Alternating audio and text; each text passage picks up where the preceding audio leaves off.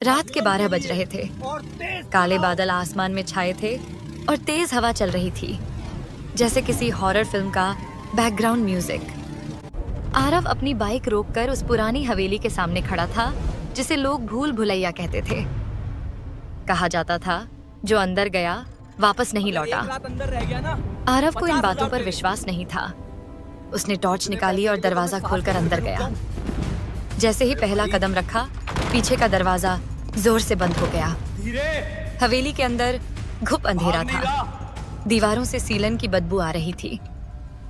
दीवारों पर अजीब तस्वीरें लगी थीं, जिन्हें देखकर आरव ने कहा, जबरदस्ती हुई थी। लगता है इन सबकी भी शादी जबरदस्ती हुई थी। भूत हो या नहीं, आरव ने दीवारों पर निशान बनाए, लेकिन वे गायब हो गए। तभी दूर से बच्चे की हंसी सुनाई दी।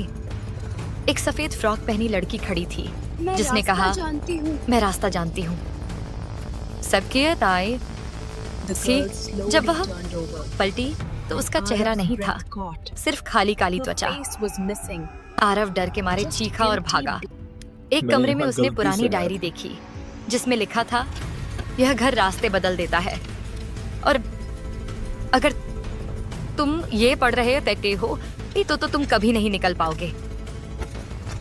अंधे नीचे नाम था आरव। उसकी आंखों में आंसू आ गए। वही लड़की दरवाजे पर खड़ी थी, लेकिन उसका चेहरा आरव का अपना था। उसने कहा, मैं तुम हूँ। हवेली का दरवाजा चरमरा उठा और बाहर से आवाज आई, कोई है अंदर? आरव मुस्कुराया, इधर आओ। 50,000 नहीं मिले, पर अब कंपनी मिल जाएगी। If you like such scary plus funny stories, then like करें, सब्सक्राइब करें।